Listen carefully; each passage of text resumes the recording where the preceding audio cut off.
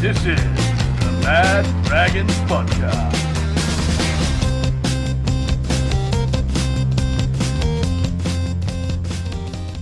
Well, g'day, ladies and gentlemen, and welcome to Magic List Tuesday.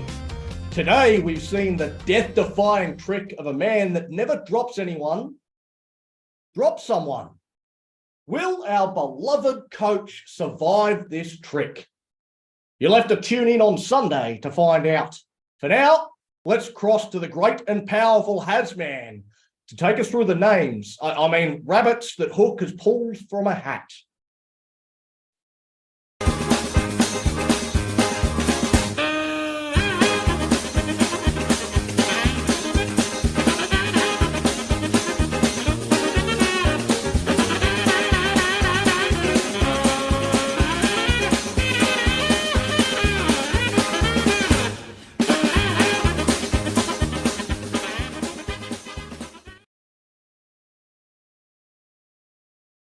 Yeah, how appropriate. We should have the Benny Hill theme playing because this is an absolute circus. So we'll go through the team list. There's a few changes which we'll no doubt go into in a bit more detail later on. But fullback is Tyrell Sloan, Matt Feeney, and Michaeli Ravalawa are on the wings. So Ravalawa was making his return from injury, which is a massive in for us. The centers are Moses Sully and Max Feeney, with Zach Lomax being dropped in a move that's probably got 98% of Dragons fans scratching their head, wondering what Hook is actually smoking, because that's one that I certainly can't work out. Junior Ramon and Ben Hunt in the halves. Jack DeBellin moves into the front row with Blake Laurie. The golden boy, Moses Zembai, playing at hooker. Donny's favourite player, Billy Burns, moves into the second row with Jaden Sewer and Jack Bird locking the scrum. And on the bench, we've got Bud Sullivan, who will probably play about 3 minutes at hooker. Michael Milo, Ben Murdoch-Masila and Josh Kerr, with Toby Couchman, who had a brilliant game last week. He's been rewarded with the 18th man spot. Fantastic. Well, we will get into that in a little while. We've got another segment to get into first, like we always do. First, we have a chat about the Dragons, and then we go in and we have a look and see what the Tigers look like. And let's get into that. Come with me as we go behind enemy lines.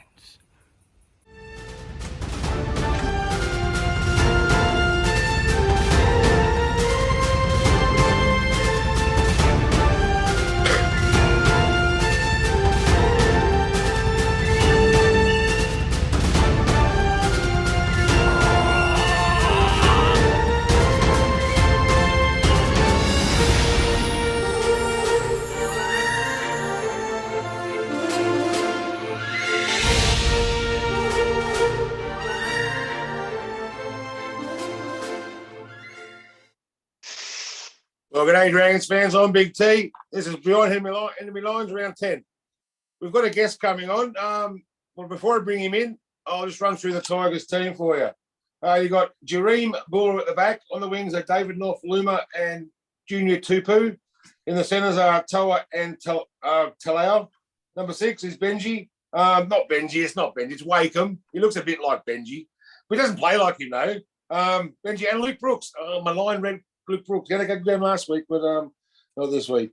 In the front row, you've got Stefano Otu Ikamanu, Appy Coruscant and David Clemmer, Isaiah Papali, or Papalihi, they say now, John Bateman and Fonua Pole at the back. On the bench is Jake Simpson, Joe Offahingawi, and I'll score one day, Alex 12, and Asuka Poa.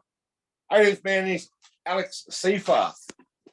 Okay, our guest tonight, we've got, I think his name's Ross, isn't it? Oh, Nick Gleeson from the Tiger Cast. Nick, are you there? Hey guys, how are you? Good, mate, good. We can't see you, but we've got you on the audio. Technology is not really my thing, sorry guys. So that's all right, mate. Well, I'll start this one with it was a great win last week. What went right for the Tigers? They've been missing it for the last 8 weeks. So what went right for the Tigers against the Panthers? Mate, I think they actually did a lot of what they've been doing lately. I didn't think there was a huge amount of difference. They probably got a little bit lucky with the conditions, to be honest. Sort of leveled the playing field a little bit. But they just really played for the whole 80. I think there was just that little bit more desire there as well than perhaps the Panthers. So, all right, that's good. yeah. Luke Brooks had a good game.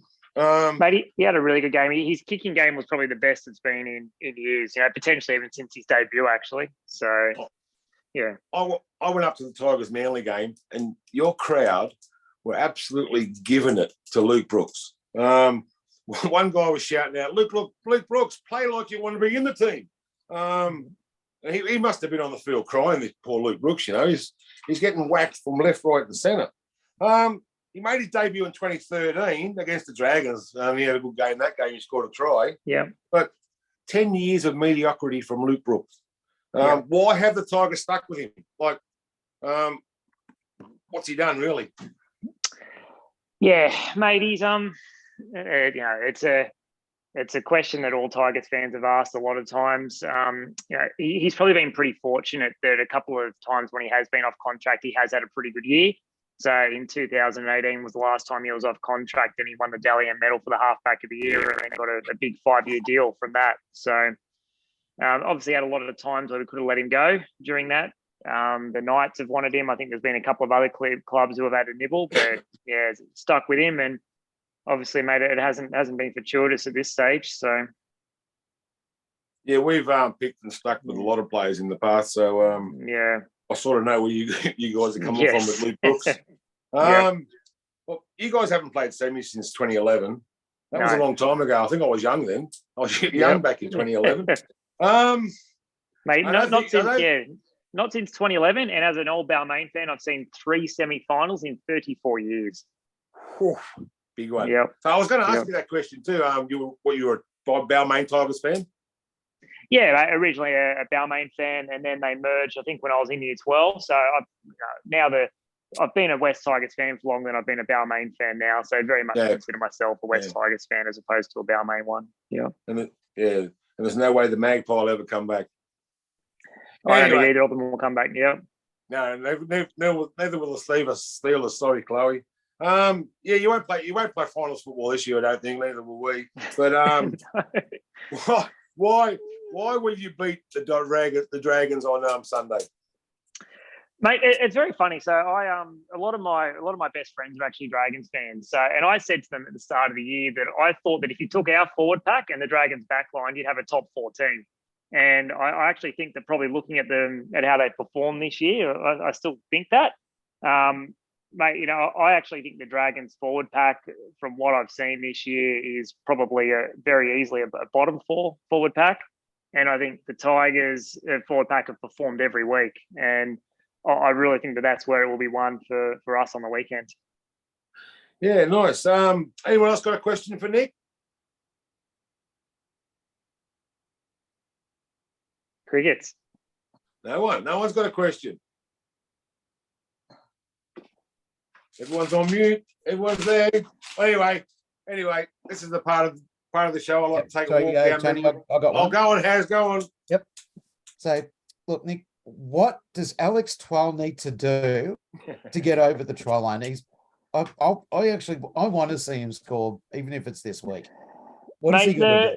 It's actually starting to piss me off a bit. I think they're trying too hard now, and particularly earlier in the year. Look, he's not a guy I think who's going to crash over. He's not a bloke who one pass off the ruck, he's going to jump, run over the top of 2 other forwards who were there. So honestly, I think it's got to be one perhaps from a grubber, chasing that through. I even think that at one stage, if the game's gone, say there's a game when we're down by 20, which you're going to see a lot of probably, I can just stick him on a left wing and just have a design to play for that to try and get him a try out there. But it actually feels like now they're trying too hard to get him a try. It seems we're doing 2 or 3 crash plays for him every game now, and I just don't think he's that type of forward. All righty. Thank you very much. Cool. Anybody else? Yeah, I've got a quick one.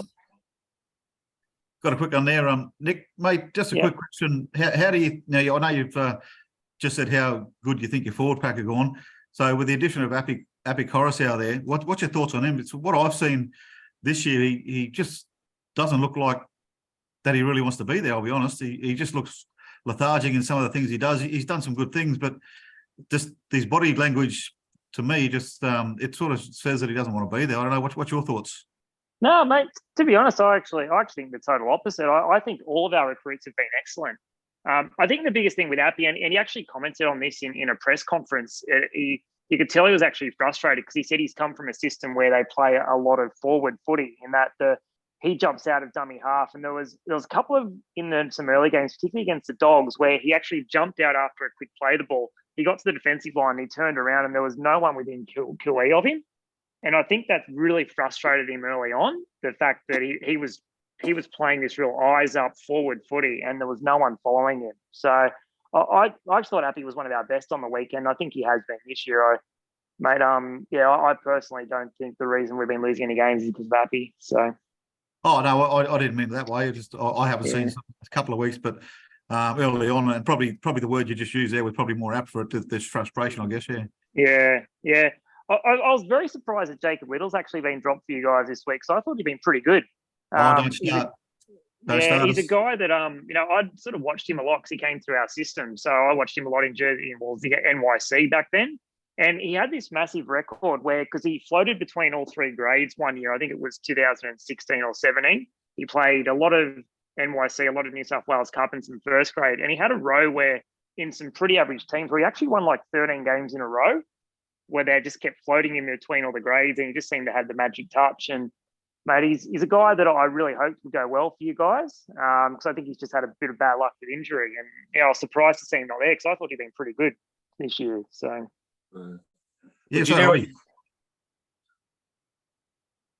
sorry, what was that, mate? And do you know our coach? That's why Little's been dropped. Yes, yeah. Exactly. He hasn't got a clue, mate. Anyway, we're not going to talk about that during behind enemy lines. That's our business. But I like to go back down memory lane at this time of the night. I'm not going to go back to 2002's 42-8 or 2004's 50-0 drubbing, or the 46-16 loss all of 2006 46-16 win. I'm going to go down to the 2010 preliminary semi-final. A tough start to the game. 16 minutes in, it goes from Benji out to Louis, out to Kiri, scores in the corner, 6-0 from a great kick from Benji from near the sideline. Dragons scored 28th minute, Jeremy Smith over the sideline, bit of a struggle, gets the ball down, try Dragons, 6-all. And then Robert Louis tried the 36th minute. Robert Louis under the posts. 12-6 to the Tigers. Just before halftime, always thinking Benji Marshall snaps a field goal, comes short. 12-6 at half time to the Tigers. In the second half, in the 49th minute, Young to Soward to Gasnier to Nightingale, 15-metre run down the sideline, back to Gasnier. Dragon play the ball, goes from Soward to Young to Nightingale under the post, 12-all Dragons, Tigers. 74th minute, Jamie Soward, 33 metres out, lines up the field goal, 13-12. First time the Dragons led in the game. Last minute, I'm pulling my hair out, biting my nails. Big Keefe Galloway, big red, runs down the right-hand side edge. Throws the ball to Bo Ryan, kicks the ball. Who knows what Bo Ryan's doing? I think he does. Bo knows. Bo knows. Siren sounds. Game finishes. Dragon wins. 2010. The rest is history. Thanks for being with us, Nick. We might see you next time. Yeah. Just on that, guys, Donnie. I actually genuinely believe, just on the 2010, even though we lost, I still think that is the best game of rugby league I've ever seen. I thought so as well. Genuinely, but I thought it was two extremely high-quality teams who I think the Dragons probably played at 100%. The Tigers were pretty much 100% too. Because it was a game, even though we obviously lost to go into the grand final, I don't think we could have done anything more that game. Like, I genuinely walked away content, even though we just lost a heartbreaking game in the grand final. And still, I still believe that's the best game of rugby league I've seen. I totally agree. And Highest quality. Yeah. I've walked away from games like that, but it doesn't feel nice. Yeah. All right. Thanks, Nick, for coming on. Thanks for your time. All right. All the best, guys. I would say good luck for the weekend, but I won't because we're playing against the Dragons. All right, man. Thanks. Appreciate you having us on, guys. Cool. Yeah, Thank back you. to you, Don. Oh, fantastic! Always good to get a fan from the opposition on to have a bit of a chat and get a bit of an insight into how they're thinking about their season. And to be fair, the Tigers' season's going in a similar way to us. And I think he did a good job trying to sound somewhat positive, even though his team's sitting in dead last. Yeah, I'm not sure exactly how the forward pack has been performing week in, week out, and they're still sitting last. But all fans, some fans want to see the positives. We go now. We're supposed to be Jags Dragons trivia, but he's not on just yet. So we'll go in to discuss our team. Obviously, that's the thing that everybody wants to talk about. We'll start with you, Muzzer. I've heard a lot of complaints about the team. Tell me exactly what is wrong with the team.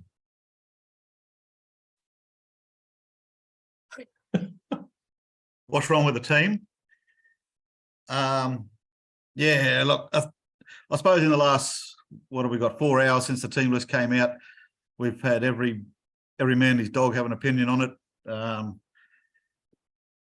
What gets me though is it was mostly directed at the Lomax dropping, and not really much was said about Little, which I think is probably a bigger impact.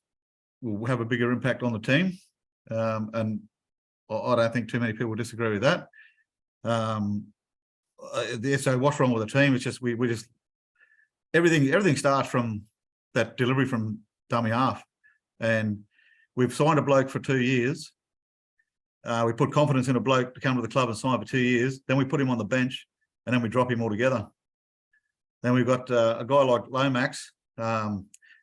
Despite how many people have been calling for him to be dropped, just looking at some of his stats, he's really not going that badly. He has some lapses, but I mean, so is just about everybody else. Hook made the decision to put him the other side of the field instead of switching it back to see if things work out. He's just taking all responsibility away from himself and just dropping the poor bloke. But there's not a lot right with what he's done. But we can get angry. We have got angry. But what are we going to do about it? But like I said, I think the Liddell dropping was should have had more of a headline than Lomax, to be honest. Yeah, well, I guess Lomax is the bigger name player, but yeah, Jacob Little is probably the more perplexing one for sure. Well, I mean, we're replacing Lomax with young Fenoi, who's obviously got a future with the club, but we're replacing Little with someone who's on the way out and is doing bugger all. Yeah, well, it's one of the things I said in the chat, Hasman, is that now you look at our 17, there are no dummy halves in our team. We've got 2 blokes that kind of fill in there and have played a little bit in their time, but neither Moses Mbai or Jaden Sullivan are dummy halves. Actually, the only dummy half is a bloke in the 7. Yeah, I mean, I don't think anyone was really expecting Ben Hunt to be going to hooker and maybe Sullivan to halfback. I don't think anyone thinks Puck's that intelligent.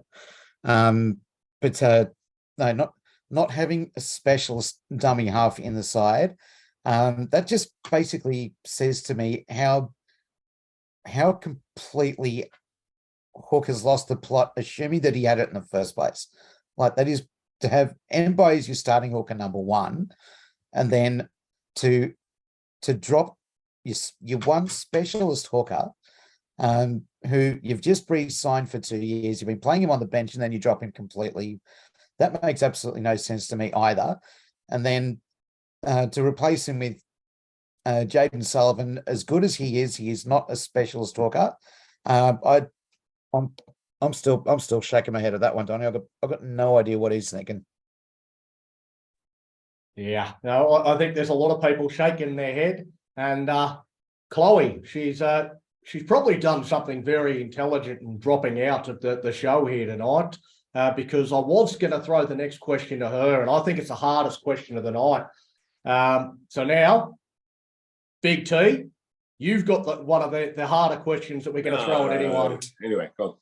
Everyone seems to see all the things that are wrong with this week's team selection. So I want you to look through our 17 and tell me what's right with it. What selections actually bring a smile to your face and you think, gee, that's a good thing, and I can't wait to see that player again.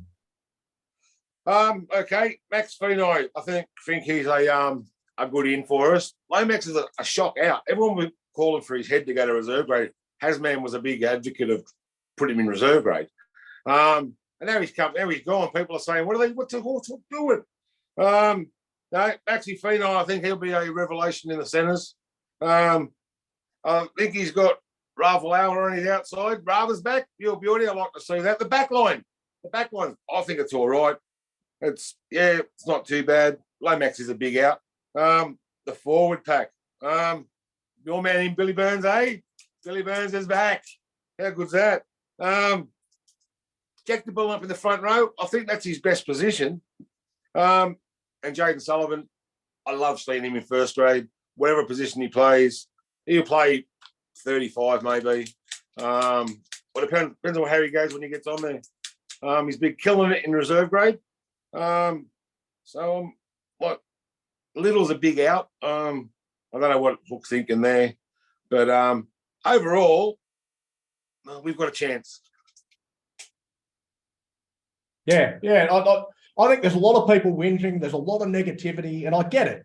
Yeah. But I also think there's plenty to like about this team. Max Feeney in his preferred position, and the Feeney twins lining up beside each other. Are they beside each other, are they? Yeah. Well, okay, cool. I mean, assuming he's not going to switch Sully sides. Well, Sully started on the other side, so Yeah, well, he started, but it's been Sully and Rubber next to each other all season. Yeah. So it's going to be the Feeney twins beside each other. That'll be great because they play backyard football. They know where each other's going to be. Same as the Morris twins were. They knew where each other was going to be. You can throw the ball over your head and the other twins there. So I'm not a big fan of dropping Lomax, but I'm excited to see the twins together at the top level. I think that's really good. As you said, Brother Lower's back, the Fijian tank, ready to start our sets right. Even though he's been out for a few weeks, he's actually still leading the team for line breaks. I love the way he plays, and I'm glad to have him back. As you said, Billy Burns, I know he's what a lot of Dragons fans actually hate about this team, but he's earned his chance. He's earned his chance in his last 3 games, 147 metres, 163 metres, and last week was on track for 160 metres at halftime before being dragged to the 18th man. That's great, but what's been my big criticism of him has been his defence. And again, the last three weeks, 41 tackles with 3 missed, 19 tackles with 0 missed, and 32 tackles with 0 missed. So defensively, he's worked really hard on that aspect of his game. That's not too bad for a Dragons player. Yeah, well, I know it's only New South Wales Cup, and there'll be plenty of people out there going, oh, New South Wales Cup, it's a completely different level to NRL. But that's literally the only place where players can play well and earn a chance in the NRL. Yeah, that's what he's got to do to get a chance in the NRL, and he's done that. So I think he deserves his chance. Whether he can translate that into NRL form and maybe shut a few people like Hasman up, time will tell. That's right. Jaden Sewer is back, and I think many people underestimate how important this bloke is to us. People don't notice all the important stuff that he does, the hard stuff, the physical stuff.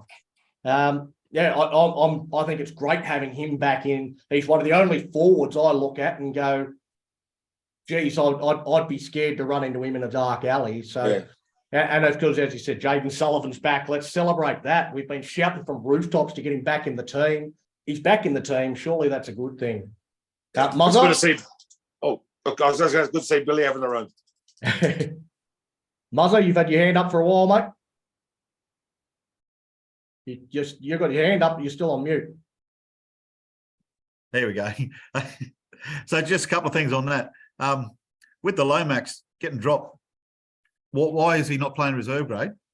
He hasn't been named in the reserve grade squad, and the guys on 360 were saying that he's not playing reserve grade. That's, to me, is just ludicrous. And Is he injured? Well, he's been dropped. I know he's been dropped, Yeah. but look at his goal kicking. Look at his pace last week. He's got a hip problem, I reckon. Yeah, but I mean, you know, the club, especially what we're going through now, if he was injured, the club would have just said Lomax is out injured. They don't want all this bullshit drama that it's caused. So I just think if he was injured, they would have said he's out injured. But the fact that he's not playing. Sullivan wasn't injured and he was out. So Hook plays. Well, they said he was injured and he wasn't. Yeah, and he wasn't exactly. Yeah. So they're playing games. And I think Desi Haslam move. Well, I see, think the other for me, I don't think it's a physical injury. I think it's probably more a mental thing. And they said just take a break from footy for a while. Go home. Go back to Temora and spend some time with the family. Get back on the farm or whatever, and just chill out for a week or two, and then come back and refreshed and get into it. I don't know. It worked for Latrell. Some of these young, yeah, well, exactly right. I mean, have a bit of a mental health break and get back into it. These kids today, they're built a bit differently to how we were. But it's the age. They need to be cuddled. They need to be nurtured sometimes. Yeah, that's right. Yeah. It's like most footballers in the old day, kick them up the arse, get them out there, slap them in the face, get out there, son. Now it's, come on, mate, you can do it. Yeah, and they get dropped and they go down to reserve grade and they fight their way back into first grade. That's how it's that's the way you should do it, yeah. That's right, yeah, exactly right. But who knows? Zach Lomax might be a late inclusion in the reserve grade side. Yeah, he might, yeah. I hope so, because I'd love to watch it and just see how he responds to it. Yeah. Yeah, exactly right. And that's always a key test of character, is when a player does get dropped, when they go back to reserve grade, do they go there and kick stones, or do they go out there and be the best player on the field and say, you're a dickhead for dropping me, this is what you could have in the top grade? Well, like Buddy and Burnsy have done. Yeah. All right. Well, we've got Jesse on now, so we might go into his segment.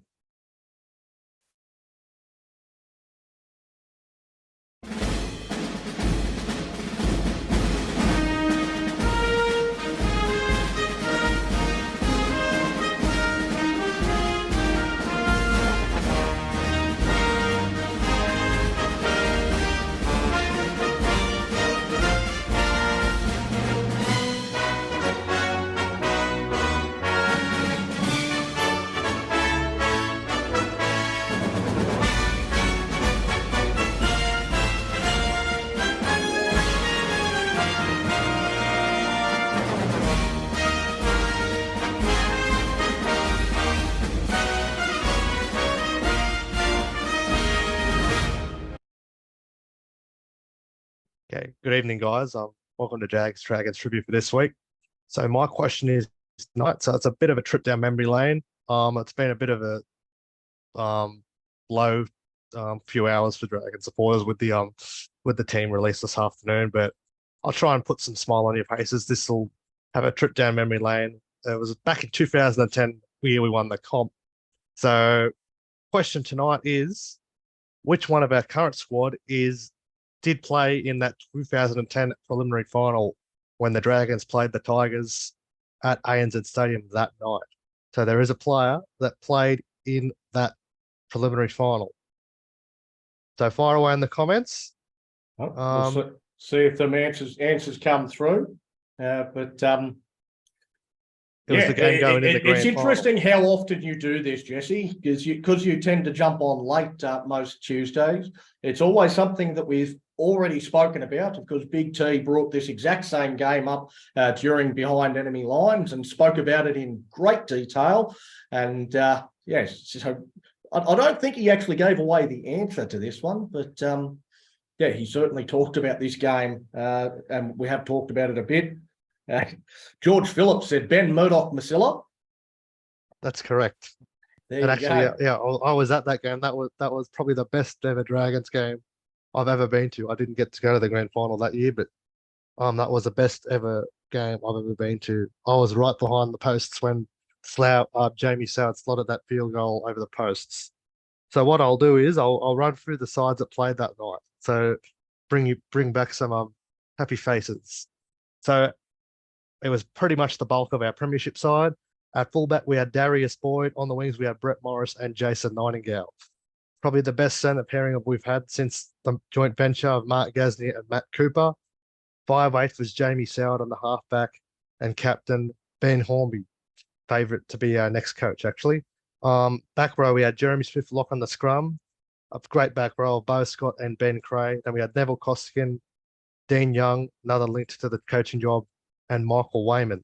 On bench, we had Nathan Feen, Trent Marin, Matt Pryor, and John Green, coached by Wayne Bennett.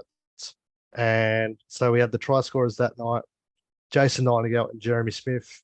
Jamie Soward kicking 2 goals and slotting that field goal 6 minutes from full time to send us to the grand final. Sure, it brings some happy memories to you lot and all Dragons fans. Yeah, when Big T started talking about it, George Phillip commented, stop talking about 2010. It only makes our current predicament worse. So, yeah, it might bring back some happy memories, but it reminds us all how shit we are right now, I think. So I think it's mixed emotions in the comments. But, all right, we might go back into talking about the team list. And let's go to the first of the good things that I spoke about. Max in the centres alongside his twin brother, Hasman. Does that excite you or does it terrify you, the Phenai twins being together? Definitely does excite me. I've been wanting to see these two play side by side in the big time ever since I knew who the hell they were. Who are they up against positionally? Jeez, I don't know who plays on what side in other teams. Junior Tupou, I think. So Tupou and against Tupou and Talau. Max a big Tommy Talau. Talau. Yeah, no, not too concerned with getting outmatched there. I hope they do turn out to be even half as good as the Morris boys were. If they can play like that this week, we well on the way. I can't wait to see them play off each other. I think it's going to be it's probably the one of the few sort of good points in the side is having the twins there and get a bit of backyard footy going between them and see if we can get a few tries through it. Yeah, I'm excited to see what they put together. I'm a little bit scared defensively. I have certainly seen some fragility from Max when he has defended in the centres in New South Wales Cup level. I think he's worked on it, and I hope that he's largely fixed it. But doing it in the NRL is a completely different kettle of fish. So I'm hoping he's up to it defensively. But that's my big concern heading into this round with the Twins. Big T. Is Big T still on? Yep, there he is. I'm here. Big T, we've heard Muzzer talk about what's wrong with the team. We'll start with just the Zach Lomax thing. What's your take on Zach Lomax being dropped? I think his form has been down a little bit. His goal kicking has been atrocious. They're saying, I just read a little article on that. They're saying that his goal kicking was the reason that he's been dropped. I don't know how true that is. It's a big call by Hook. People were screaming for his axing earlier in the week, for the last few weeks actually. They've got what they wanted, so let's see how it works. Yeah, I just wonder based on that, because I've heard the same thing, that he's been dropped for his goal kicking. Is this the NRL or the NFL? Because Lomax doesn't just come off the bench, come and kick goals and then go back off. Like he does other things. He does other things. His form's down. His defence is all right, but last week, the week before he got dropped, last game, 15 runs, ran for 182 metres, a line break, a try assist, 3 tackle breaks, 16 tackles with only 1 missed. Was it that one error that he made? Is that the reason he gets dropped? No. Well, maybe the reason is his goal kicking, mate. He's going to go back out of reserve grade. Maybe they score more tries and you get more chances of kicking goals. So I don't know. Yeah, everyone was calling for it anyway. The fans were calling for it. The fans got what they wanted. So let's see. I think some fans are calling for it. I think some fans are barking up the wrong tree. I don't think his general play has been that bad. He's been a little bit down on form, but I still think he's the best option for us in the centres. I think it's a bad call from the coach. Anyway, well, as we say, all we can do is see how he responds. I think Chloe's got a hand up there. Yeah, I can see. Oh, sorry. Yeah, right. Chloe? Okay, I was one of those people that said for him to get axed, but that was about 2 weeks ago because, yes, he's kicking, and I just thought he was slow. However, seeing him cry on the weekend, he did care, and I'm sorry, Zach, I apologise, but I thought if he just went back to the South Wales Cup, get his confidence back up, that's all I meant. However, who is going to kick? That is my issue now. I know bucked up the wrong tree, but who's that is our 100% our issue now. Who's going to kick? Will it be Ben Hunt? Will it be? I don't know. Which is very sad for our club. So let's discuss. I think it'll be Moses Mbye that'll do the goal kicking. Oh God, no. What's his percentage? Anyone? 68.7%, I think. Okay, that's okay. That's at least it's over 50%. All right, that's all I wanted to say. I just wanted to check. So, all right. Bye, everyone. See. Jesse. Yeah, I've actually seen across the pages today that people have actually been sending him direct messages on his socials, like bagging him out and sending him threats and things like that. Like, yes, he makes a mistake. He's human, just like all of us. But I have no type of people that send messages and do these keyboard warriors and bag the shit out of him. That's probably what's got his confidence down too. I mean, you had that with Tyrell Sloan last year when he was dropped 3 times. Happened with Jack Whiten last week because he left Canberra. Like, people, there's still people at the end of the day. You shouldn't be sending them these stupid threats. They have feelings, like they have lives. This really should stand their confidence. They're not just footballers. You don't know what they're doing outside of football too. Like, this can affect their confidence, and who knows what they'll do. Like, but it's a big thing playing in the NRL. There's a lot of eyes watching every week, a lot of pressure. People should just back off, leave them alone. You don't need to send messages. They know the reasons, but they don't need to be sending death threats or things like that. Like, that's completely uncalled for. Mate, it's always cowards that do this kind of thing. It's cowards that have no idea what the hell they're talking about, and they think they've got the right to privately message a player and give them advice. Like, you've ever done anything in your miserable fucking life. You've never achieved anything, so you've got to go and bag somebody else out that has achieved something.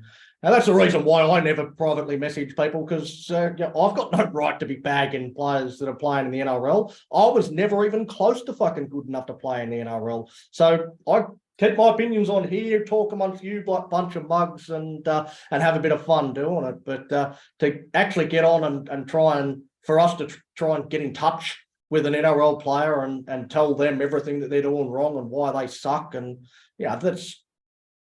Why the hell would they listen to us? We have no expertise whatsoever to be providing that sort of advice. So I don't know why these heroes think that it's up to them to send abusive messages to NRL players. That it is something that has to stop, but I don't know that it ever will. I just think it's something that we've got to continue to call out and say that anyone who does it, anyone who's listening that does it, you're a fucking idiot, you're a wanker, no one likes you. Go away, stop doing it. I think they shouldn't be allowed to go to an NRL game again if they can find out who the culprit is. Yeah, no, it's cowardly behaviour. Well said. Anyway, what's that, Muzz? I said, well said, mate. There's a big difference between what we do on here and bag players out and coaches and all that sort of stuff. There's a line there where you don't get personal. Yeah, absolutely. All right, Jesse, some of the criticism for this team is about not just who's in and who's out, but also who's been kept. Can you find justification for the retention of Junior Amone and Moses Mbai, given the others that have been dropped? No, definitely not. That they should have gone out the door with the other three. Yeah, if anyone. But Mbai just has no spark in him. He's too slow to get the ball out. He can't distribute the ball. He's probably up against one of the best hookers in the game this week in Api Coruscant, so he's gonna have a long afternoon. And Junior Amone against he'll be up against Wakeham, but he's just, I think he hasn't been the same since he had this case hanging over his head. He's still probably got that hanging over his head. He's just not in a clear headspace. I think he just needs to get back to Cup, try and get his work on his game and get back in that good headspace to show the football he played last year, which was he got better as the year went on last year. He hasn't come back the same player. I think Bud deserves that opportunity in the 6th role. Who knows, he might start there this week. We'll have to wait and see. It looks like he can do a late change. As for Mbai, I'm gobsmacked that Jacob Little got dropped. I thought he's been one of our best players all season, and he's just been re-extended in the last 2 weeks or so. And to say that you're going to play, so you're on the reserves bench, and you're our future number 9. I really don't see the reasoning behind that. Who would? And I think this would have been the game he wanted to live for. We're playing against his former club. Of course, you want to lift against your former club. You want to show why they let him go. What were the reasons why you let him go? And I think this would have been the game he would have been up for. Definitely playing against your old club. You always want to get one over your old club. Oh, maybe he told Hook, I'm still a Tigers fan. I'd rather not play against them because I just love them so much. Who knows? Hasman, you've got your hand up there. Yeah, so Jesse, we've actually seen instances where Junior Ramon has been calling for the ball and Bent Hunt has ignored him. That's happened quite a number of times. Jesse, what makes you think that Bud Sullivan's going to see any more ball than Amon does? This is, I reckon half of this has got to do with Hunt, wanting to do everything and be the bloody match winner and the superstar and the king shit and all that sort of crap. What makes you think that pick any 5'8" at random? What makes you think they're going to see any more ball than Amon is? But that's true too. Like that could be between what Hook and Hunt are like. They could be secretly talking. Oh, I want you to run the show and keep the ball, run everything yourself. Like, how are these players going to learn if you don't get them involved in the game? I think his plans, it hasn't worked for the first 9 weeks, hasn't worked for the last 2 seasons. I think, you've got to try something new. I think they're way too structured. Hunt's taking, and he hasn't been there when the game's been on the line the last few weeks. He hasn't iced those moments. You got to link up with your halves partner and take the pressure off him. Like Hunt's not expected to do everything. I don't expect him to do everything, but you got to let your 5'8" committed play as well. Like that's why they're the halves partners, the halves pairing. You got to work together to get the kicking game right and organise the play. It's just Hook and Hunt. They just want to run it for themselves. They think the glory is. Then they just want to do it for themselves. I don't think their heart's in the club. You've got a bit of a theory there on Ben Hunt, mate. Yeah, I got this off another vodcast the other night. They brought up the suggestion that because because Hunt is such a Hook fan, is he tanking on 5th place? That's not my opinion. That was off another VOD. Does anybody have an opinion of that? Well, tanking on 5th place because he's a fan of Hook, that seems counterproductive. Like, surely, if he's a fan of Hook, the only way that Hook keeps his job is if we win games. Well, Hook's never going to keep his job. They told him, we have to reapply. And if you have to reapply, you don't get your job back. Yeah, that's not true. but that's not true about Hunt tanking. I don't think. No, it's But not. it was think just so. an opinion on another podcast. Yeah, no, I don't think there's anything in that. I don't think Hunt is tanking. I think Hunt is trying, as Jesse said, Hunt is trying to do everything, and he's always did the same last year.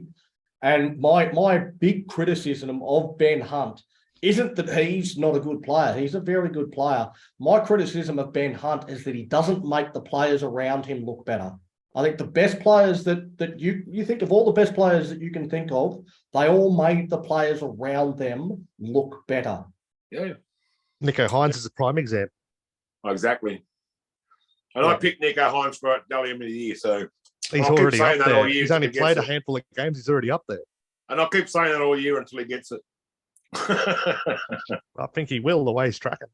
Yeah. Yep. Well, he could break his leg this week and it'll be all, He be could. all over. He could.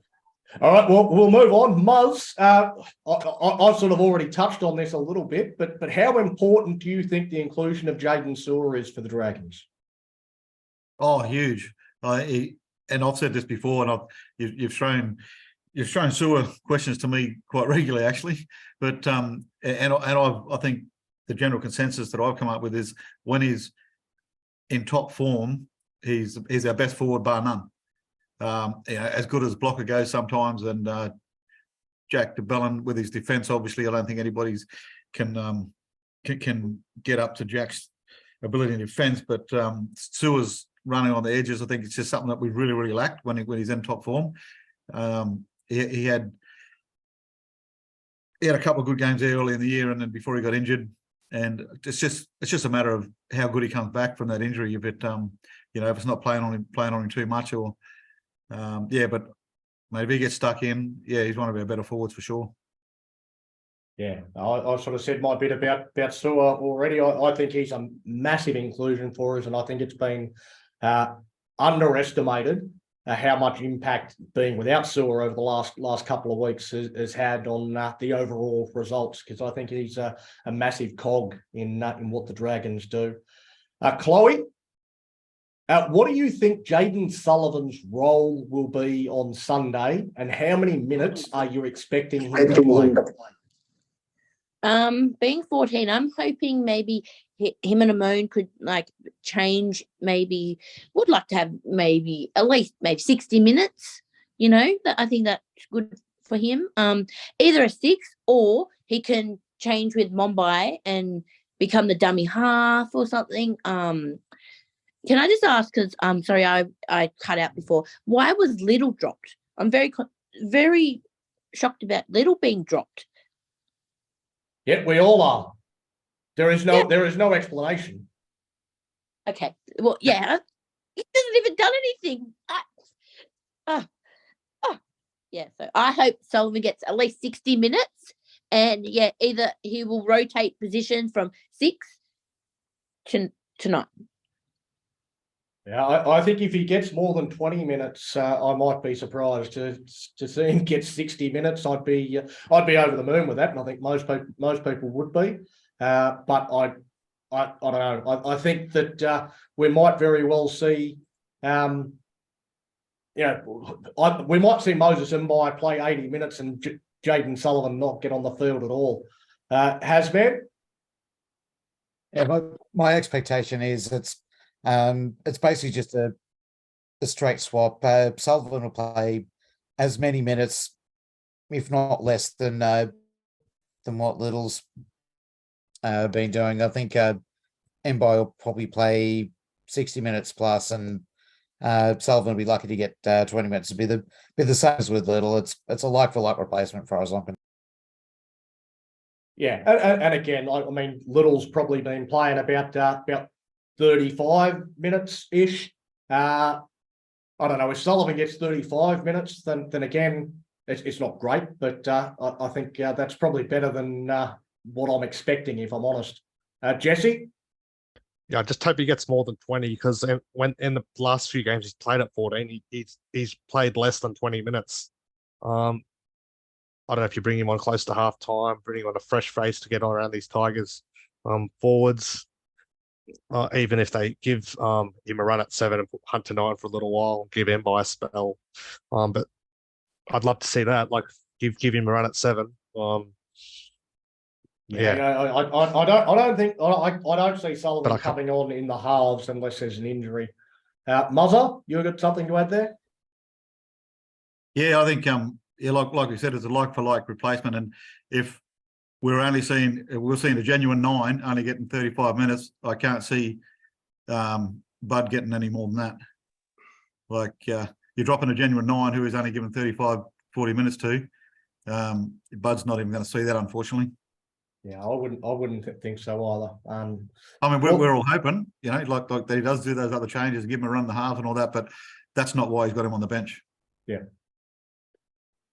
All right, moving from Bud Sullivan on to another young bloke, Hasman. Toby Couchman being dropped. Thoughts?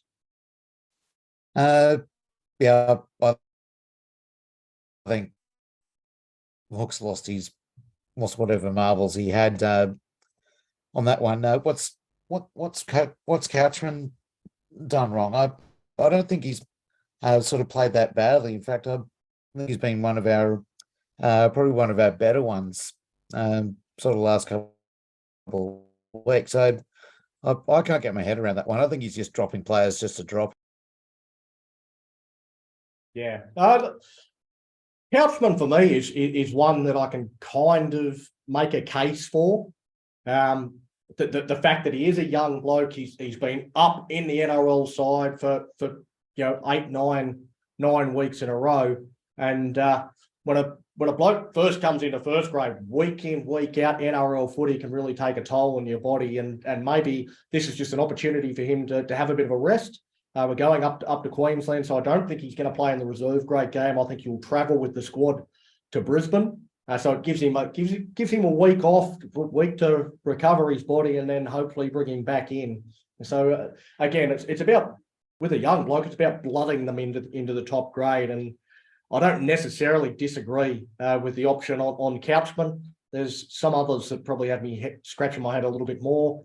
I do tend to agree, though, he hasn't done a lot wrong to deserve being dropped, but a couple of errors in the last couple of weeks at key moments that, pretty simple errors as well, that have certainly got some fans, putting some question marks on him as well. Big T, Couchman, Jaden Hunt, Jacob Little, Zach Lomax all dropped. Which one is the most unlucky? And which one do you think deserved to get dropped the most? Toby Couchman is the most unlucky, I think. He's been the last few weeks. I agree that young players these days need a bit more comforting and more support, and they might need a week off every now and then. And they go out of the side, come back into the side. They're told they go out of the side because they need to have a week off. The most unlucky player, the luckiest player to be, or the unlucky, what was it? The luckiest? Whether it's lucky or not. The one that deserved to get dropped. Who deserved to get dropped? Any of them? Oh, no. Maybe on his kicking form, Zach. Yeah, Muzzer's saying that Hunt should have been dropped, but I don't know. Yeah, no. Deserves. I don't think anyone deserves to be dropped, but anyway, whatever. Yeah, I don't know. I think Jaden Hunt probably didn't put his best foot forward, but again, it was a player playing out of position. Same as Zach Lomax, player playing out of position on the other side of the field, and he gets made the scapegoat. If you play players in their correct positions, then maybe they might play a little better. I don't know. It's just a thought. Look at Josh Kerr. Josh Kerr's playing in his best position now. He's back in the forward, back in the front row, isn't he? Yeah. So they try to make him a second rower. That didn't go too well either. So he's back in the front now. He's making the meters, making the runs, getting more time on the field, and then he's going to the Dolphins. Bloody hell! Jaden Hunt had 3 runs. Yeah. 40-odd minutes, but regardless of whether he's in the wrong position or not, that's you've got your first shot in first grade, and you're taking up 3 rucks in 46 odd minutes. That's that's not putting your hand up for another shot. Agreed. So he's got the ability, but yeah, like you get a shot in first grade, you go looking for the ball, you do something.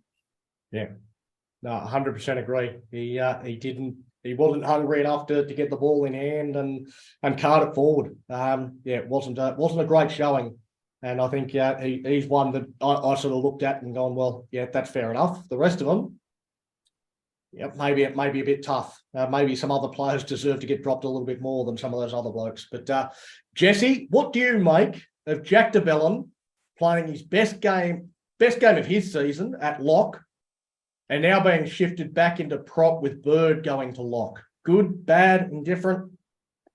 I don't like it. He was our best player on the weekend. Probably has been the last couple of weeks. One of them anyway. Yeah, I think he should be playing at lock. That's where he's played most of his career for us.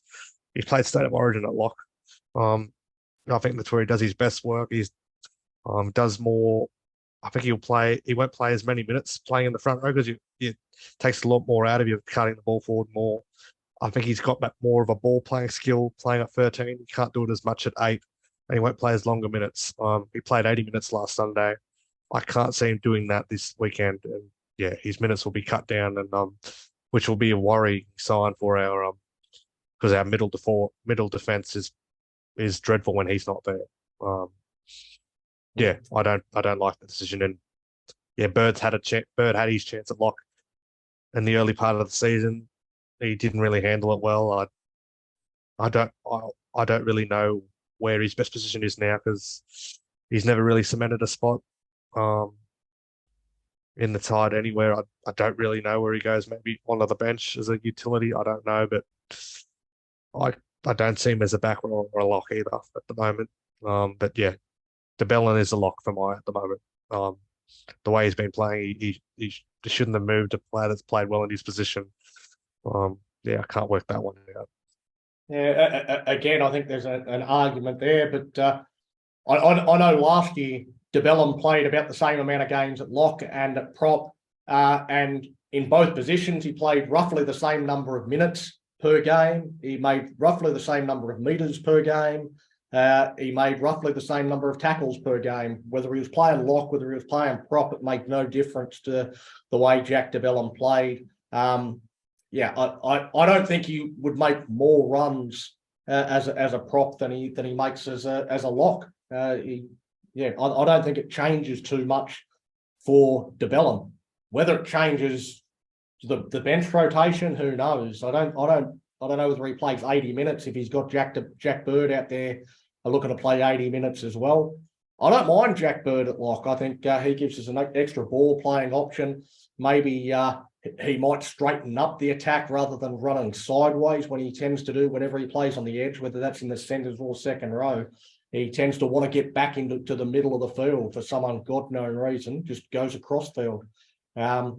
Maybe if we can get him just going hard and straight, then that might be a better way for Jack Bird to actually provide something positive with the tackle breaks that he's capable of doing. So I don't know. I could go either way. I'm going to sit on the fence and go in the indifferent camp for me. And I think it was one of the other panel members said that they think Jack de Belin's best position as prop it might have been Big T. Like you said before, he plays the prop and number 13, mostly the same position. They're all ball playing forwards who play in that position. I don't think there's much difference if you change Jack Bird at 13. He might do a little bit more kicking, so he's got a big boot on him, so that'll be good. Yeah. Oh, we'll have to see how that one plays out. And Benny O'Brien in the comments says that Jack Bird, he is the crab, runs sideways all day. And I think that's it is frustrating because you watch him going sideways and he'll beat 4 players but go nowhere. And it's like, how did that help us? Well, that gets you 4 tackle busts on your stat sheet, but it didn't help us one bit. It actually made us worse, runs everyone else out of room, and puts us not where we want to be. So, yeah, I'd love to see him straighten it up and actually bust tackles while going forward. All right, moving to some viewer questions. The first one goes to you, Muzz. It comes from Everything NRL. And they ask something that we haven't actually talked about tonight, which is the Magic Round at Suncorp. Our game is the 6th game of the weekend. What are you expecting the turf to look like by the time we get a game? I'm not sure. I haven't really looked at the weather, but you know, if it's wet down there, it's certainly going to chop it up. But they've had problems down there in the past. They hasn't taken too well to more than one game over a weekend or 2 games. Obviously, it depends on the weather a lot. Like I said, I haven't looked at it, to be honest. But we want to hope that it's not a wet one, because by the time we get there, it'll just be a shithole like usual. Yeah, I've certainly been having a look at the surface over the course of this season, and certainly through the opening few rounds. It was not surviving one game of footy. Yeah, it was getting chopped up just as the blokes are running out. Yeah, so it has looked in horrible nick. And yeah, I definitely have concerns this season. Every other year, I think the first year we did Magic Round there, there was a lot of concern about the surface heading into that 8 games on the same surface, and it seemed to hold up pretty well, and it has done every other year. You've got to think that they know what they're doing by now to make sure that they get it in the type of shape that they need it in to get through 8 games of footy. Trust the curators or whatever to get it right. It's I know that's more of something we talk about in cricket, but I hope that it's okay and no injuries. Yeah, you'd think so. I'm not too sure. I think the AFL are going that way as well. They're having the I don't know what they call it down there, something different, but pretty sure Gather round. Gather. So they're playing every game at the Gather, are they? No. So it's gather round. So yeah. Gather around. Yeah. Okay, yeah, and that's what I was going to say. I'm pretty sure they're taking it to different grounds on the same weekend. And you know, if Suncorp or whatever the hell they call it now, if it can't withhold 8 games a weekend, maybe that's something they look at in the future. Yeah, Jesse. So that was Gather Round there. They played it in Adelaide and Adelaide Hills. They didn't play every game at one venue. So concerning for me is, like they said, that the turf at Suncorp was redone at the start of the year because they've had a few concerts there recently, and it's got a whole new turf on there. So, and yeah, like you said, it's been picking up grass. It's been there's been holes in the ground when players slip on the grass. Like when you play night games, it's a little bit slippery at night. Yeah, like, is it ready to hold 8 games? It's too late to shift any games now. Like some were talking, take some down the road to Seabus, but they've booked it to play at Suncorp already, so it's a bit too late to do that. But it's something they better look at, because it's a big weekend, and luckily there's no Thursday night game. But I don't know, do they throw a Thursday night game in just to take off the pressure of having that extra game on the Sunday? They've got so there's 2 on Friday, 3 Saturday, 3 Sunday. Whether they just take the heat off one Friday and just put one on Thursday night, I don't know.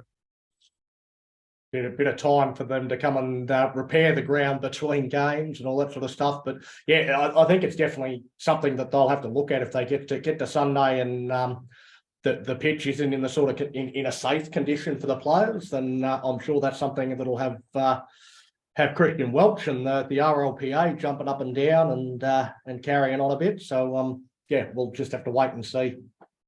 All right, Hasman.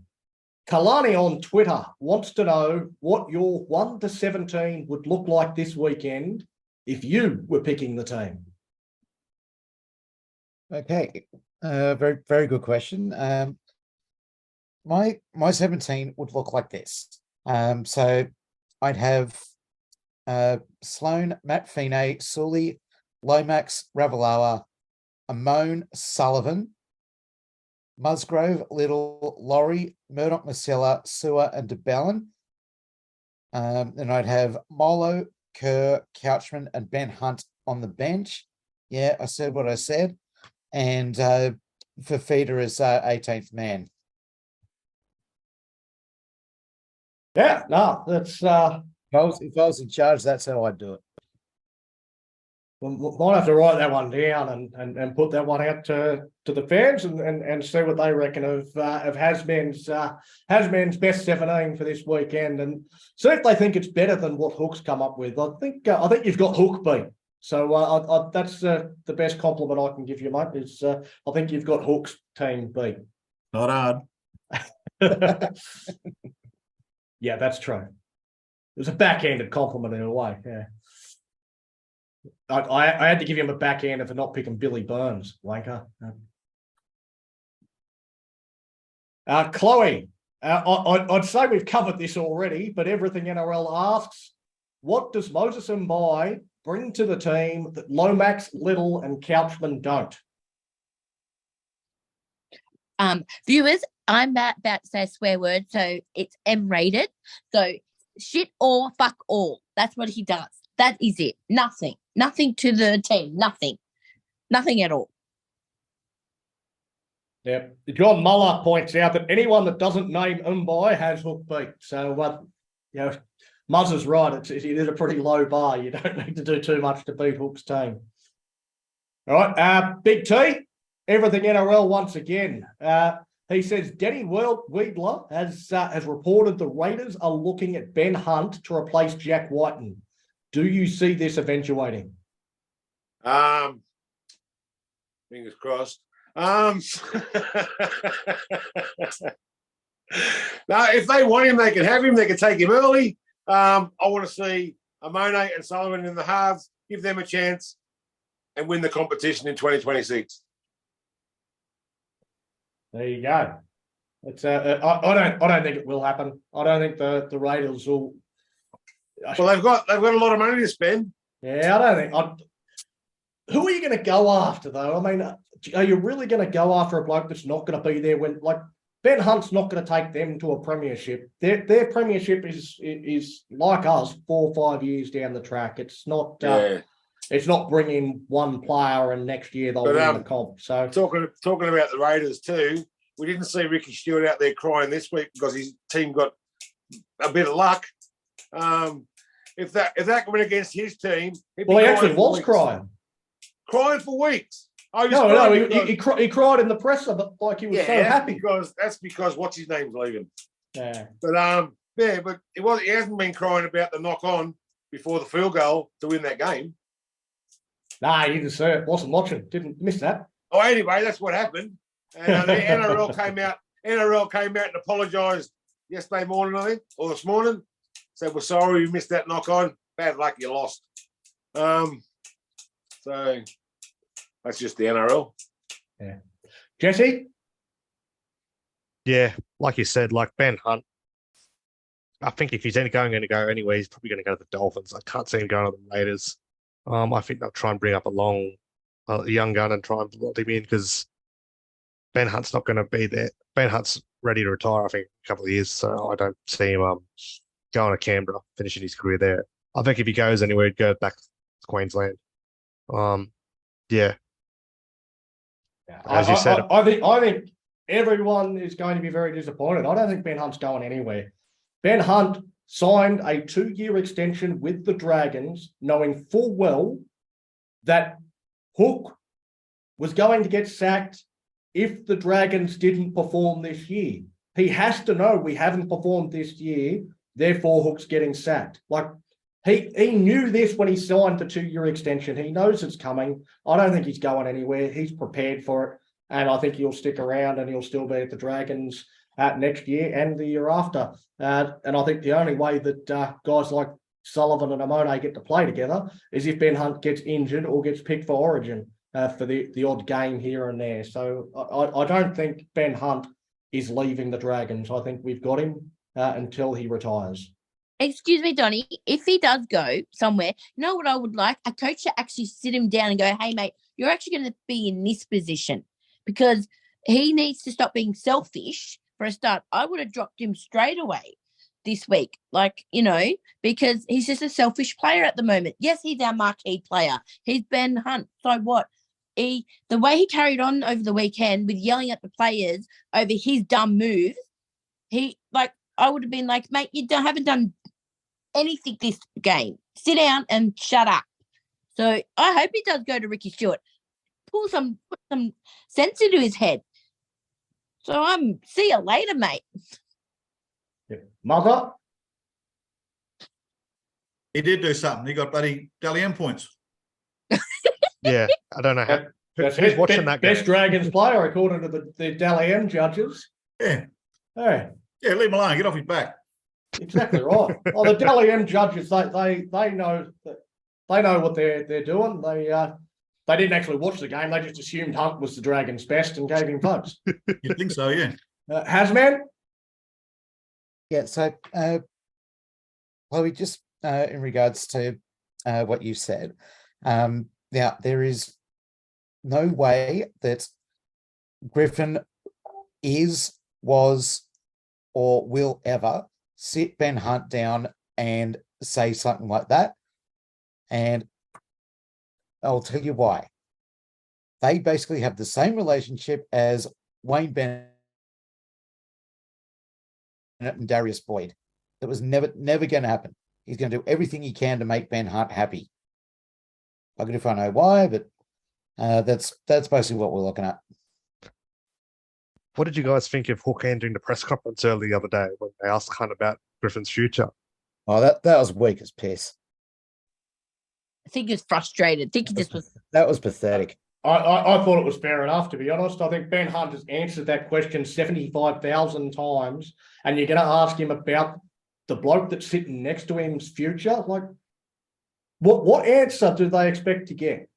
Like they keep asking the same question over and over and over again. He's answered the question. So I think Hook was right to say, no, you guys can get stuffed. He's answered that question. Ask something about the game today, but don't be talking about that shit. It's not the time and place. I think it's one of the actual best moves that Griffin's made over the last few weeks. One of the only good things he's done, I reckon. That's my take. Obviously, Hasman's slightly different. Oh, you'd love if he's picked Billy Burns too, Donnie. Well, yeah, I've got to stick up for any bloke that picks Billy Burns in the team. He's the greatest coach, isn't he, Donnie? Yeah, greatest coach in the game. Like, he's smart enough to see the talent that. I'm just leaning into it now because I once said I don't think Billy Burns is quite as bad as you blokes make out. Now all of a sudden I love him. He's my favourite player. I was like, yep. Funny. Anyway, no, I'm just leaning into it. That's what happened. Go, Billy. Man. Prove them all wrong. Man. You're the man. I love you, Billy. That's so funny. All right, Big T. It's time for an ad, mate. What do you got? I've got this for you. Chloe's got the front one on, so Chloe, stand up while I change this. I'm actually on my bed, so I can't actually. There you go. Can you see it, everyone? And there you go. That's what's on the back. See, I told you I'd get it. I've got mine on too. Yeah. There you go. Very nice, yes. Look at the back of that. Look at the back of that head. Isn't that lovely? One of the newer designs. I've got mine on as well. Yeah, different colours. What does it say, Big T? You've got yours on? Ask Donnie what it says. Ask Donnie what it says. What does it say, Donnie? Come on, Dragons fans. Fire up. Oh, I love it. There you go. How do you get those? How do you get the shirts, Donnie? How do you get them? How do you get them? You go here. Go to Etsy. Shop Mad Dragons Vodcast. There it is. There's what you type in. Type that in. Brings up the store. As you can say, there's a heap of different stuff we've got there. You know, different stuff for kids, and you know, there's Big T on there as well. So lots of different designs, lots of different stuff that you can get. You can get it with "Come on, Dragons fans, fire up," or you can get it without the tagline or with. So there's a couple of different options that you've got there. So yeah, get around the Mad Dragons Vodcast Etsy store, get your swag, and you too can look as good as we do. You know, sexy way. We all look beautiful. All right. Last segment that we go into tonight is this one.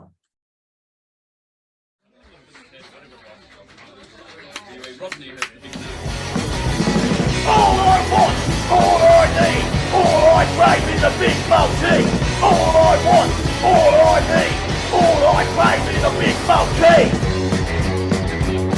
London multi.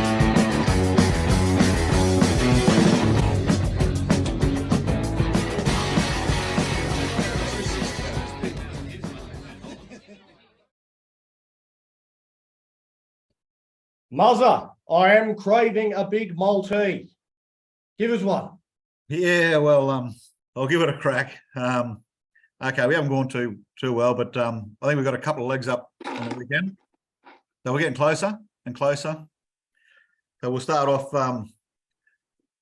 Broncos and Manly game. I'm going Herbie Farnworth to score a try anytime into Dylan Edwards against the Warriors to score any time also.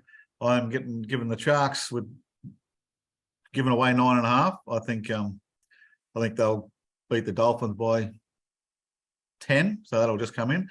And the big game, the Storm and Rabbitohs, I think Latrell will crash over again. He's up for the big games. So hopefully we'll get one up. Hopefully we'll get some money for the Family League finally. Like I said, we're getting closer. We'll get there. But if you're having a bet on footy this weekend,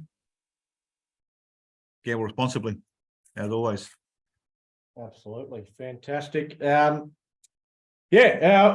want to do a bit of a shout out to Stuart White. It's the pocket rocket from the Sydney Dragway, first time watching. So nice to have you on, Stuart, and hopefully we can keep you around and listening into what we've got to say about the Dragons, and maybe get on Muzzer's multi, because he's due. He's due.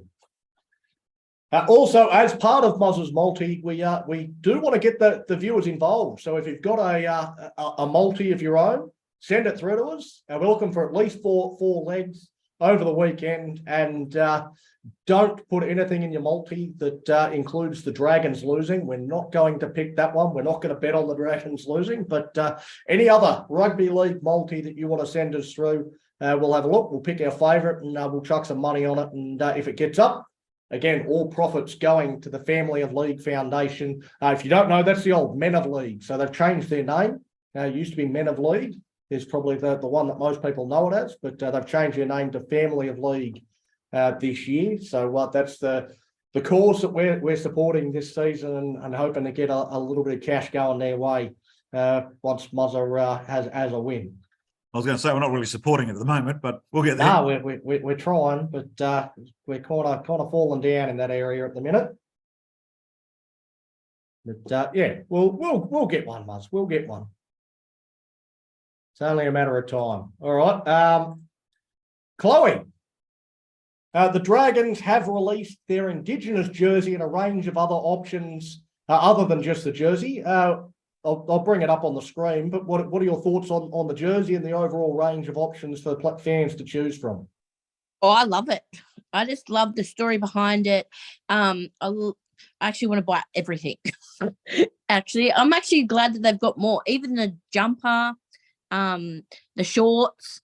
I think I have to buy my partner the shorts because of the boomerang, and the story behind it is really good, because I find with Indigenous round is it's good to incorporate in sport, because it is the oldest language in our country, and it's a bit sad that it's lost as well. So I love it I just love it. So yeah, I love all of it. Like where the one that Jack Bird's on is actually the totem for Darawal land, which is where the Dragons are from. So that's why there's the whale on there, the humpback whale. That's one of the totems. So yeah, just thought to share that. Yeah, fantastic. No, it was. I think it's great to see as I said, a range of different items, not just the jersey. So Dragons fans can get on and while the jersey might set you back I don't know, what's that going, 160, 170 bucks or something like that. So you can get something that might be a little bit more affordable in the shorts or the polo or the training shirt. So there's a few different options that might be a bit more affordable to be able to support the boys during Indigenous round. So I think it's a good thing. It is. I like the jumper. I was eyeing the jumper off, so look out. All right, we'll have a little bit of a look now at lower grades and the New South Wales Cup, of course, all the games up in Queensland this weekend for the NRL. So the New South Wales Cup have come up with a bit of a novel idea, a bit of a magic round of sorts for them as well on Saturday at two different venues at North Sydney Oval. They've got 3 games at North Sydney Oval on Saturday, and then on the Sunday, they've got 3 games at HE Laybutt Field in Blacktown. So the Dragons are the main event on the Sunday, taking on the Blacktown Workers Sea Eagles. Jesse, you've had a bit of a look at this team, and it's almost as strange as the NRL team.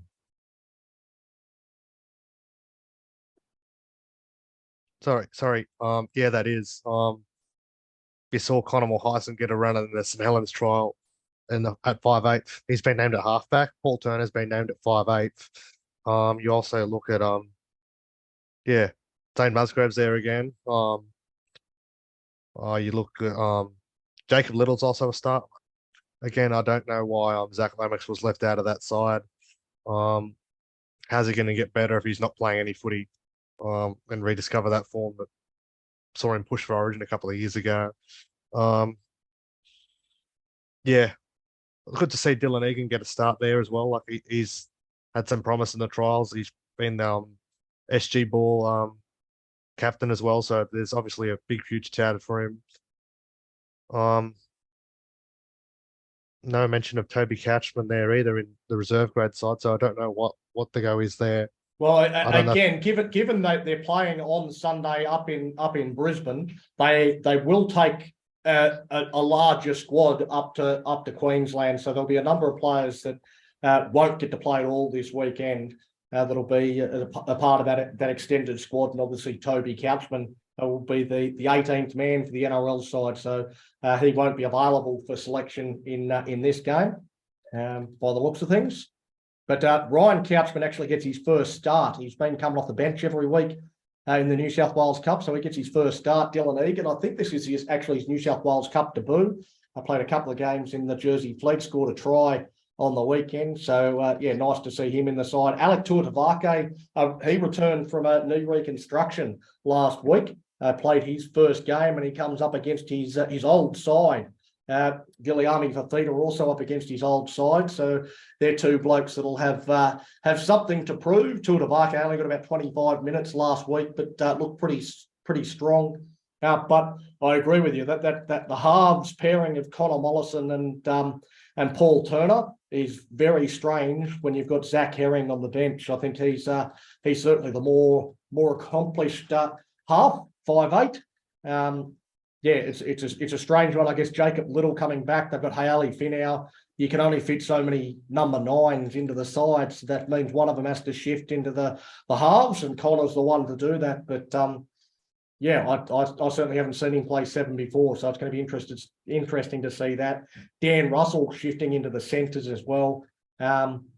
It's a strange looking side, but I like the concept from the New South Wales Rugby League in having that magic round of sorts, as we're talking about. So 3 games at the one venue. If you're in New South Wales, there's no NRL to go to. Why not head down and watch 3 games of New South Wales Cup?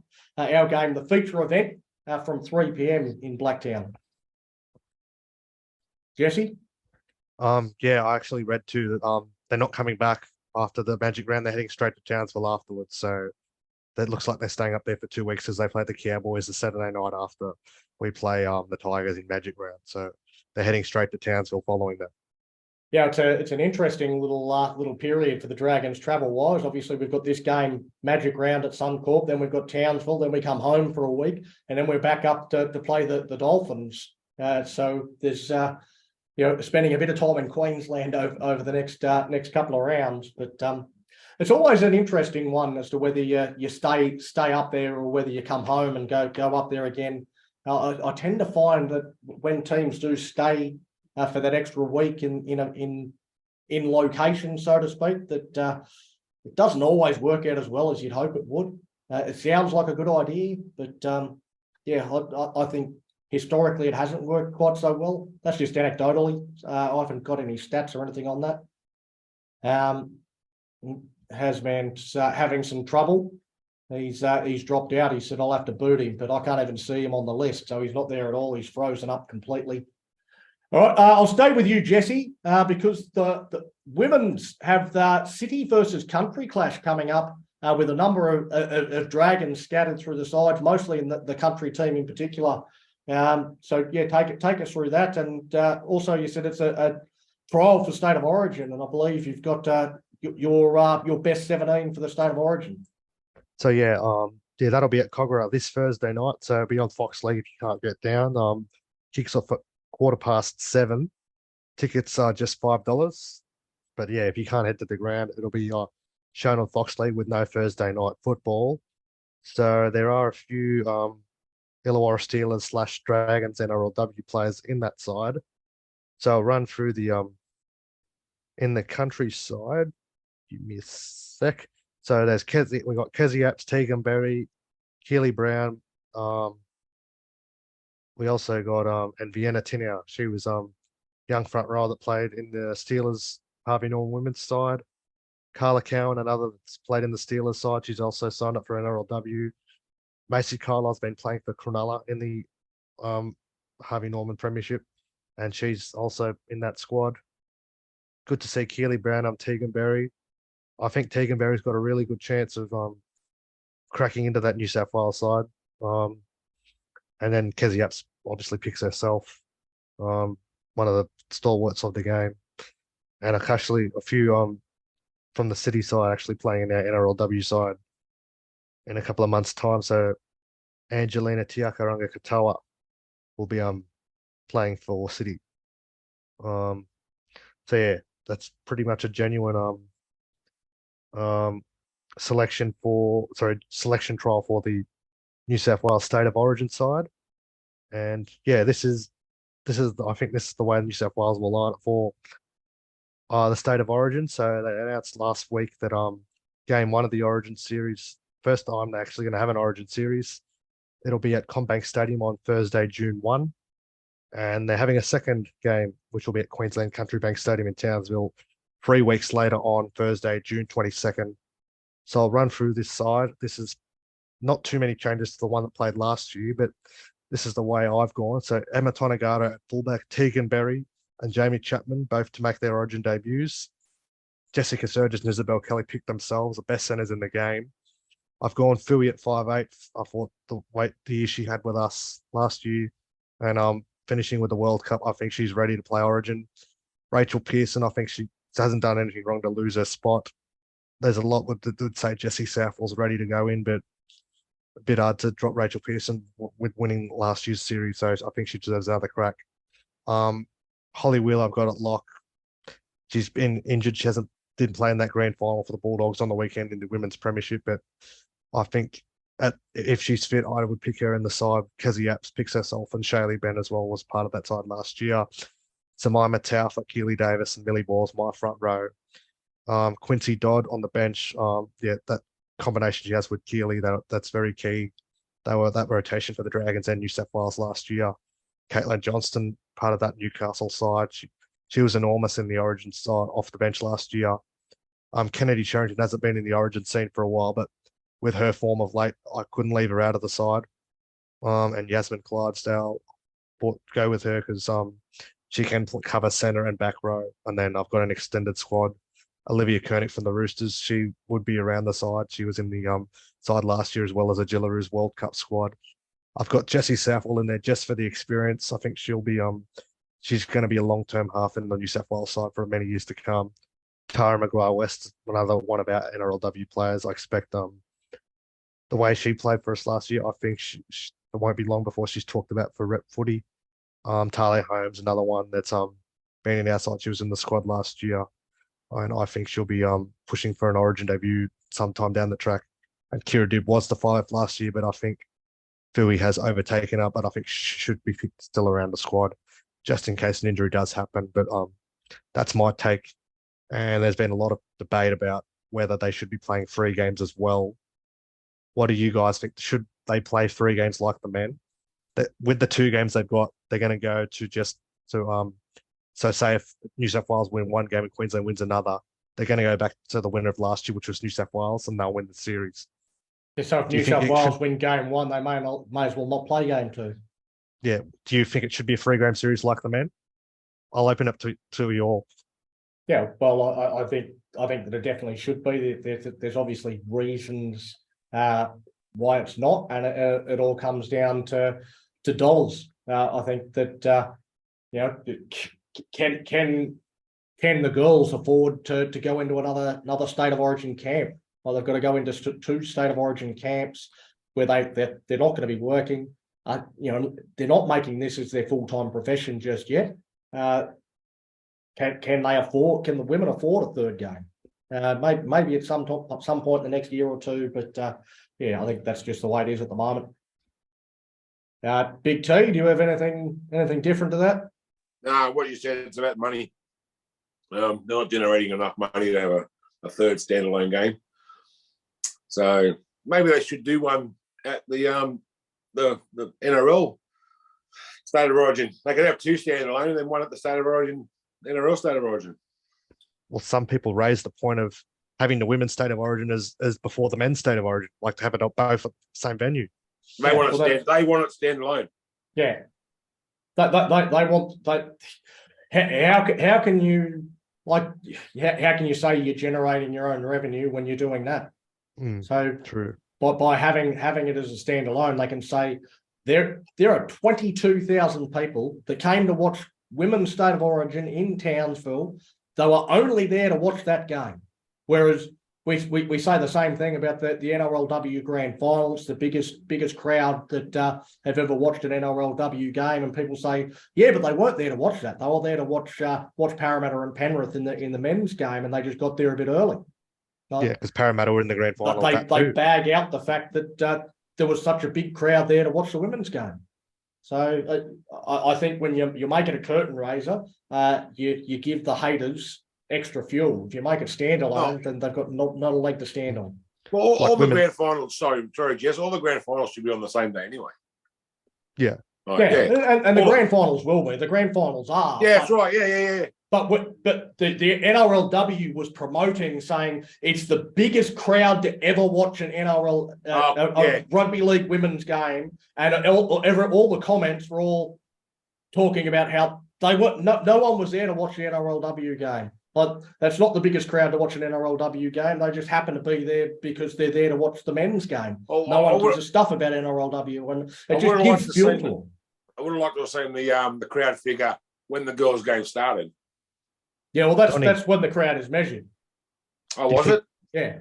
All right. Do you think Tegan Berry's ready for Origin? I think she was ready for Origin last year. I think she should have played for the Gillaroos last year. That backline you put up, Jesse, that's going to be the best Dragons backline I've ever seen. Well, it definitely would be. Yeah, you could add Sammy Brim to that conversation as well. But yeah. And a few forwards you've got in there as well, all Dragons. Yeah. Why haven't we won a comp? I don't know. Yeah. Maybe the coach isn't good enough.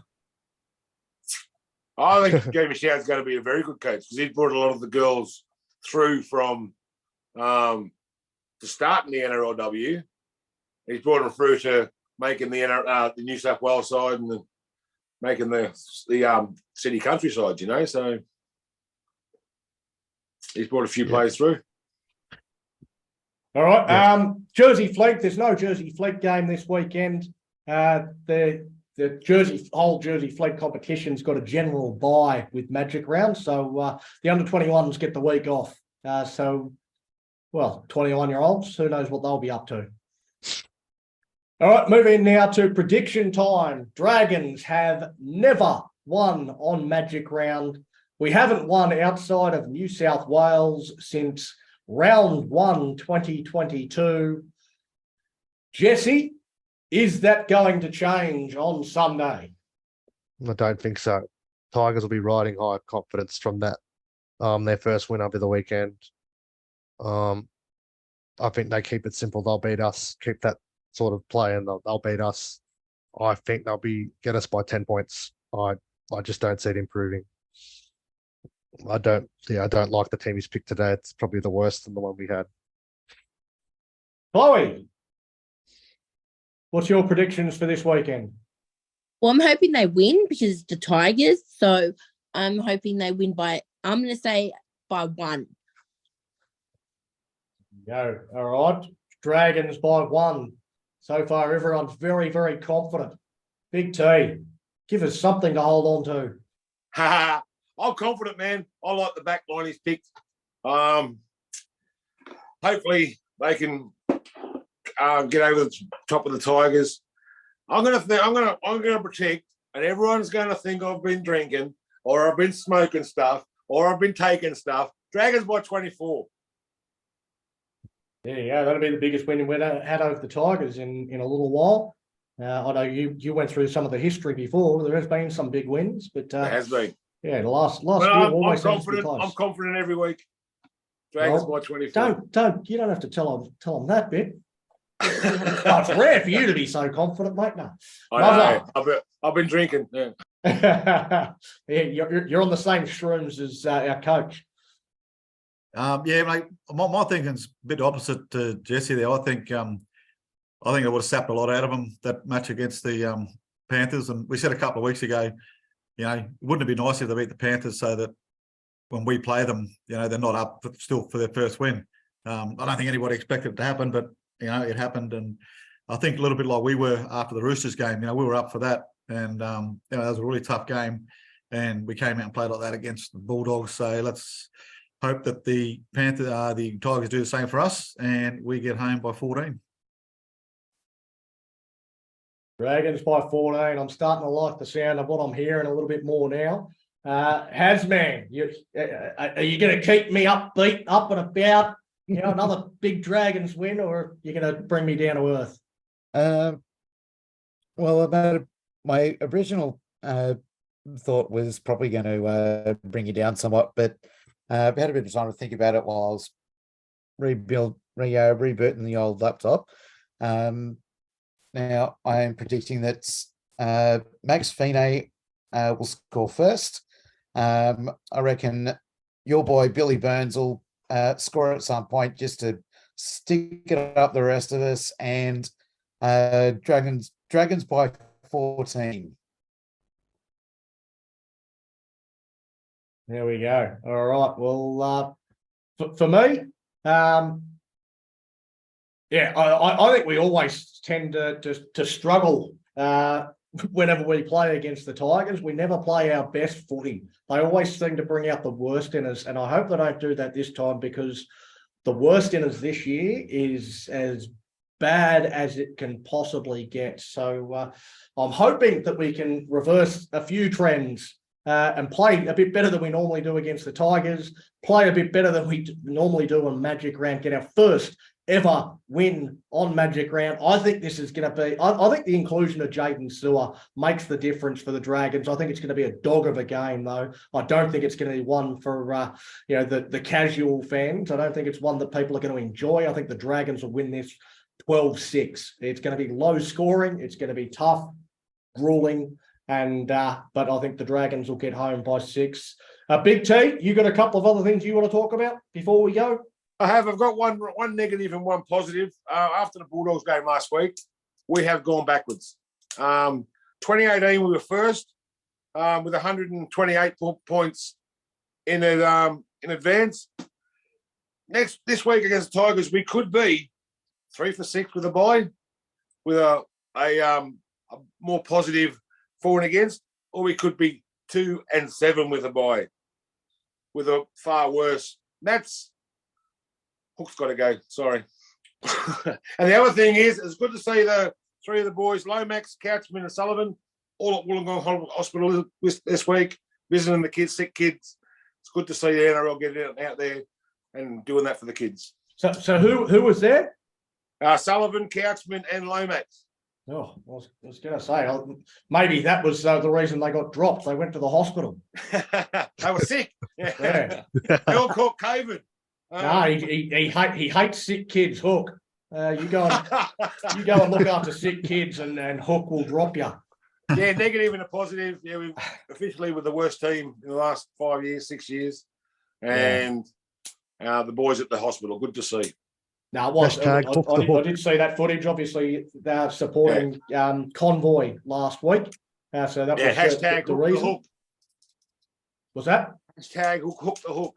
Hook the hook. Yeah, well, there's a couple of people that are using. I've seen the hashtag floating around. So I hook the brought it up hook. It's last growing week. legs. It's going viral, baby. Hook the What hook. do I get for that? What do I get for it? Nothing. The same as you get every Just week, like- mate. Just like Jesse's Yeah. trivia. Next time I see you, I'll give you a kiss on the cheek, mate. I love you. Yeah. Basua Mala'awi. Yeah. And I like saying Uto Ikamanu too. That's a good one as well.